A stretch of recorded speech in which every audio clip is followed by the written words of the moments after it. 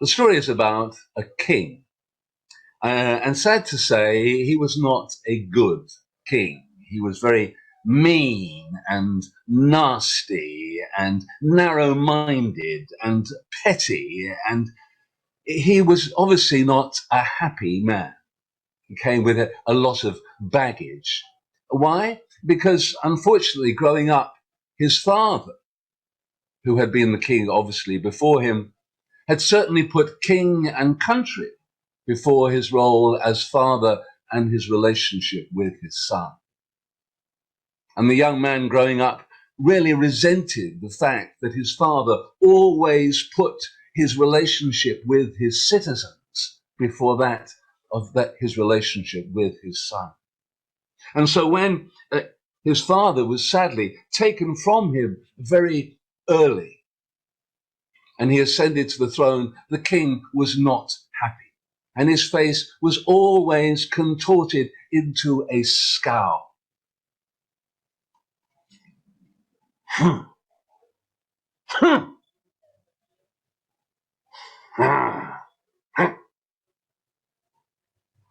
Is it any wonder, as he rode amongst the people, that they would regard him both with dislike and fear? And nobody wanted to look at him, for if they did, he would.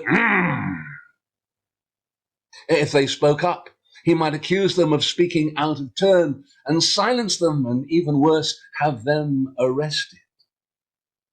And the more that the people did not respect him, did not smile or greet him, the more they kept away from him and ignored him, the more this infuriated the king. Why did they not show him respect that he, as the king, deserved? When they came to him with their excuses, their stories about why they couldn't pay their taxes.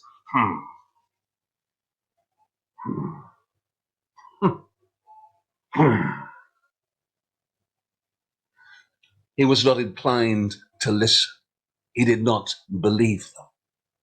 And it infuriated him that no one had a good word to say to him.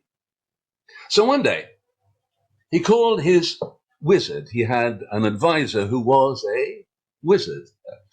And he said to the wizard, "Wizard, I want you to cast a spell on all the people. I want you to make them nicer. I want them to be good citizens, to respect me and treat me as I should be treated, as their king. Can you do this?" And of course the wizard, "Yes, your majesty, I'm sure I can." And thinking quickly, the wizard then came up with a plan, and he said, "Your majesty, I'm sure I can cast a spell on the people, but I must ask you to promise me that you will do as I say, whatever I say, in order to make the spell effective." And the king said, "Very well. If that is what it takes, I will do it, because I demand that the people treat me properly." And the wizard said, "Certainly, your majesty." And he went away, and he used his craft and his skill to create a mask. It was the most amazing mask. And when he brought it to the king was astonished as he looked at it, for it was indeed most lifelike. It looked exactly like him, except that when he put it on, he saw that this mask, instead of scowling and sneering and looking so mean and serious, this mask was smiling.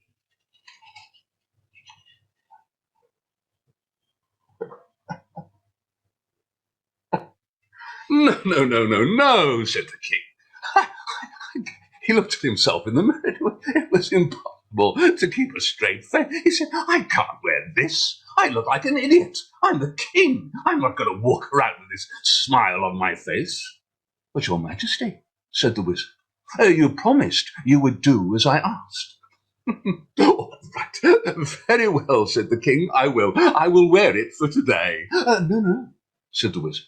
No, you're going to have to wear it longer than that. What? Wear this mask for more than a day? Very well, I will wear it for you for a week. Oh no, Your Majesty, I was thinking more like a year and a day. That's what it will take to make the spell work. What? A year and a day? Are you crazy? I'm sorry, Your Majesty, that's what it will take. Very well. I will wear it for a year and a day, but if it does not work, you will pay the price.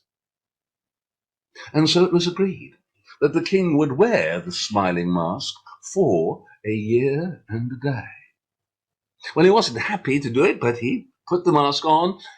And the next morning, he rode out from the palace. Now, when he came out from his palace, he went across the bridge that crossed over the moat, and he could see on the far side of the moat, there was a group of some 10, 12 people who were working, sweeping the pathway, and tidying the gardens and the lines of the moat.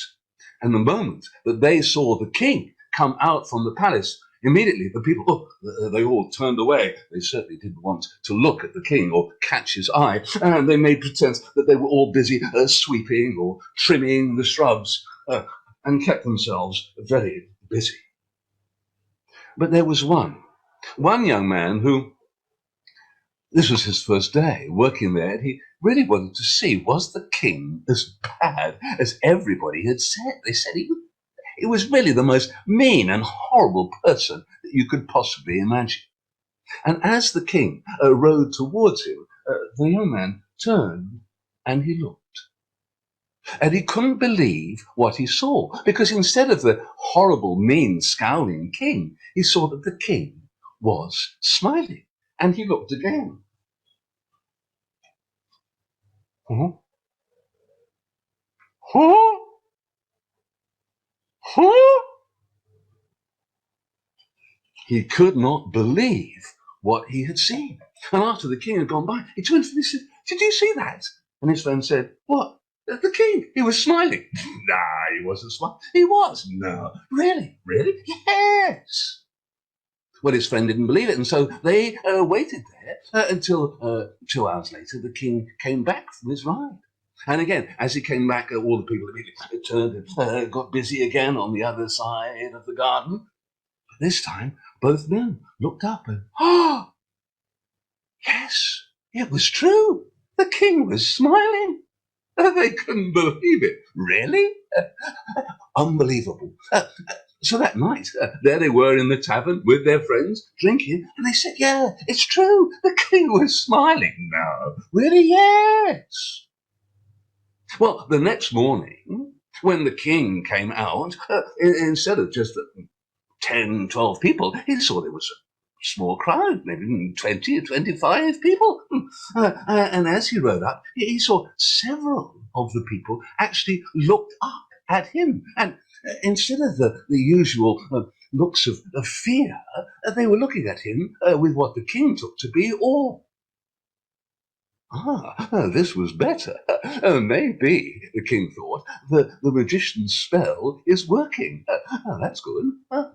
And one man suddenly called out, "Good morning, Your Majesty." The king thought, "What?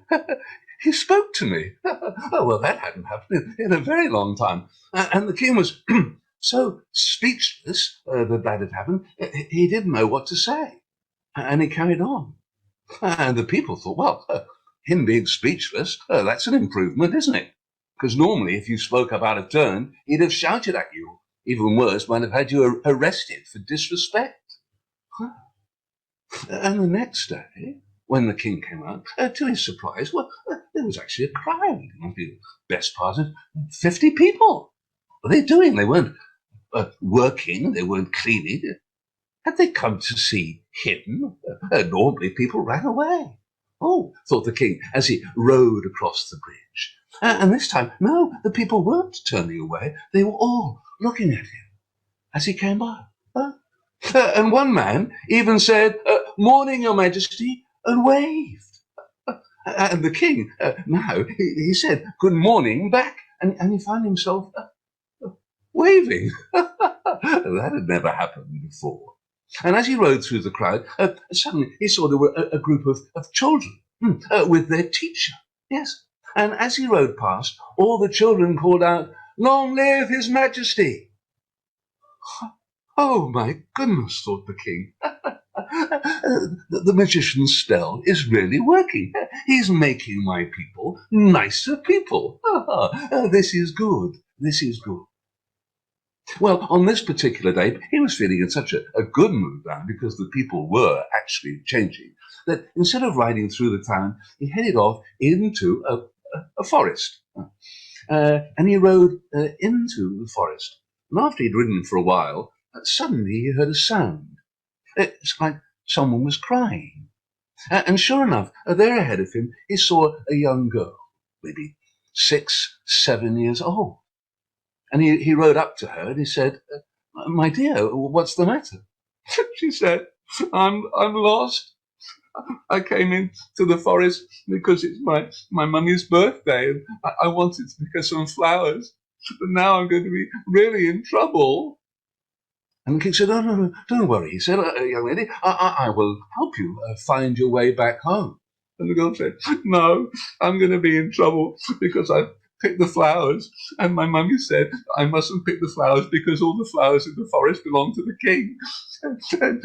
You're the king. And the king's a really mean, horrible, nasty person. And he's going to really be very, very angry with me. And I'm going to be in big, big trouble." And the king said, "Oh, is that what she told you? That I'm a nasty, horrible person?" "Yeah, she says you're really horrible." "Oh." And the king said, "Well, no. I think she must have been talking about another king, not me. No, come, pick the flowers," he said. And he helped her pick a really nice bouquet. And then he said, "Come." And he lifted the girl onto his horse. And as he went to get up on the horse behind her, she said, "Oh, no, you mustn't do that." "Why not?" She said, "Oh, my mummy warned me about strange danger." "Oh, right," said the king. "Well, then I'll lead your horse." And so the king had to walk and led the young girl riding on his horse. And soon enough, they found the river, and then the girl knew how to get herself back to her home, which was the mill beside the river. And as they approached, she called out, "Mom, Mom, I'm home." And her mother came rushing out. "Oh, Esmeralda," she said, "I'm so happy." And her mother stopped because there was her daughter riding on a horse being led by, was that the king? Certainly looked like the king. I mean, he was dressed like a king. He was wearing a crown on his head, but that face, well, it sort of looked like the king, but he was smiling. She said, "Your Majesty." And the king said, "Madam, I found your daughter in the forest. She was lost, and so I've brought her home." "Oh, thank you," she said, as the king turned and lifted the girl down from the horse. And she ran towards her mummy and said, "Look, Mummy, I got you some flowers from the forest." And the mother said, "Oh, thank you." And she took the flowers, and then she looked very guiltily at the king and said, "Your Majesty, please don't be angry with my daughter. It's not her fault. She didn't know. Please, blame me. Please, if you must punish me, but not my daughter." And the king said, "No, of course. Please. Why would I want to punish you? It is your birthday. Please, accept the flowers. They are very beautiful." And the woman thanked him and said, "Your Majesty, perhaps you are tired. You would like to come into my house. It would be a great honor if you would do so." "Oh," thought the king, "she wants to honor me. Oh, that's good. That's good." And truth to tell, his shoes were not designed for walking to a forest, but were more suited to the polished floors of the palace. So he was glad of the chance to rest. And when they were inside, it was the first time they'd ever been inside the home of one of his subjects. He saw how poor and yet how clean and well tended it was. And he sat down, and she brought him something to drink. He looked at it. It was not the clear, sparkling wine that he was used to, but she said it was a homemade cider. He drank it. Perhaps it was because he was very thirsty after all his riding and walking, but it tasted very good, and he thanked her. And she said, perhaps you would like something to eat. I have some cake. Oh, yes, said the king. I like cake. And she put on a plate, a plain wooden plate, a piece of cake. Didn't look like any cake that he'd ever eaten. I mean, there was no icing on the top, no fruit, no nuts, no little chocolate decoration or a sprig of mint or anything to make it look more appetizing. But perhaps it was because he was indeed very hungry. But when he tasted it, he said, oh, my goodness me, this is very good. And you made this yourself. And so it was that he began to have a conversation for the first time with one of his subjects. And for the first time, he really listened to what she had to say, and she told him about the trouble that she was facing because of the tax that he had placed upon bread and how people didn't want to eat as much bread as they used to. And the king heard what she was saying. And after he had said farewell, he rode back to the palace and he called his counselors and asked them to reconsider the tax. And so it began. From that day forward, he began to have more interactions with his people. And as he heard their stories, he began to realize that there were things that he could do to help them. And as the people looked at his smiling face, which they didn't know was a mask, as they looked at that smiling face, they felt encouraged to share their troubles, to share their dreams, their hopes. And the king listened. And the more that he listened, the more that he wanted to help them and realized that he was in a position to do that. And the weeks and the months passed. And as the people began to like him more, to respect him, so the stories that they told about their king changed. And they began to tell stories of his kindness and his generosity. The king began to receive gifts from the people, from their gardens, things that they had made, a spectacular quilt showing scenes around the city. He began to receive invitations to come and join them at their celebrations, at weddings, at anniversaries. And he found that instead of disliking his people, that he began not only to like them, but to love them. And the more that he came to like them and to love them, the more uncomfortable he became, because he realized that he was deceiving his people. They were not liking him. No, they were only liking this mask, this smiling mask that he was hiding behind. And he felt more and more guilty that he was deceiving and cheating them. And he felt that they deserved better, that he should be honest with them. And as the 300th day of his mask wearing came, he realized that he could no longer keep his promise to the wizard, that he should not go on wearing the mask for the year and a day. And so one morning, he decided that he would take off the mask. And as he did so, he was both happy that he was going to present himself truly, honestly, as he was to the people. But he was also sad because it meant that he would return to his old ways. His mean, nasty face would be what the people would see. And he took the mask off. He could not bear to look at himself in the mirror for fear of seeing his old self. But finally, slowly, he turned back to look at. He was astonished. But what was this? When he looked in the mirror, the face that he saw staring back at him was not that old face, but was the face of the mask. His face was identical to the mask. They were one and the same. How could this be? Because surely the wizard's spell was only to change the people and to make them nice, right? But you see, in those 300 days of thinking like a good, kind, caring, honest man, and behaving as a good, kind, caring, honest man, the king had become a good, kind, caring, and honest man. And he was now the face that he was presenting to the world. And so that morning, when he rode out from the palace, his heart was light, and he was happy to be himself.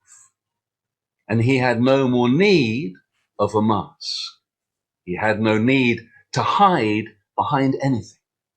He had no need to fear. He could be himself. And the smile that people saw was genuine.